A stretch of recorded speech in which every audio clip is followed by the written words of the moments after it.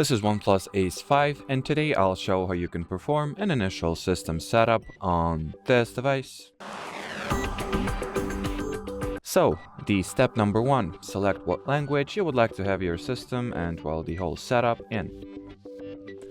Once the preferred language is selected, click the Next button. Here, select the region that you reside in.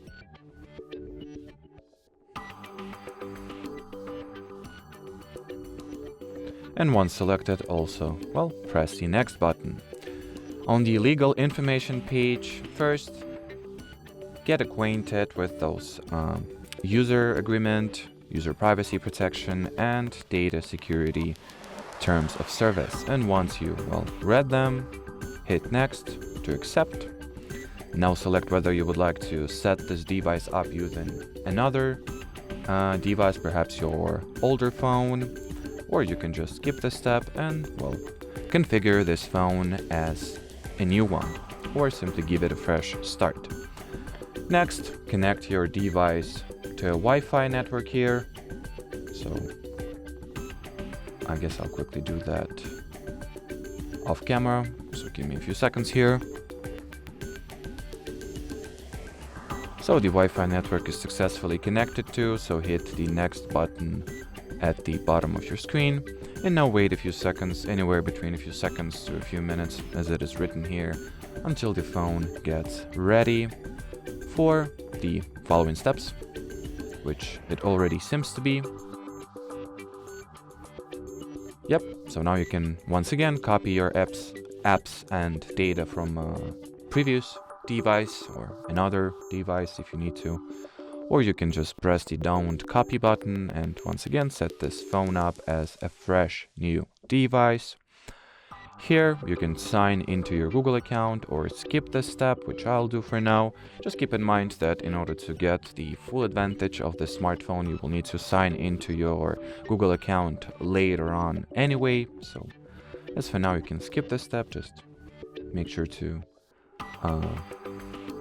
add Google account later. Here you can once again optionally set up a SIM card or skip the step and well, do those configurations later down the line. Now you can lock your screen using either classic or default passwords or password methods such as, well, the password itself, PIN code, or pattern. Or you can enable one or both of the biometrical screen lock methods, so the fingerprint and face unlock. As for now, I will skip this step as well, since you will anyway be able to configure the screen lock later. So no need to focus on it now.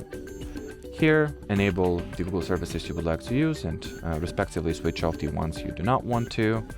Now select your preferred browser or select the default browser that you'll use.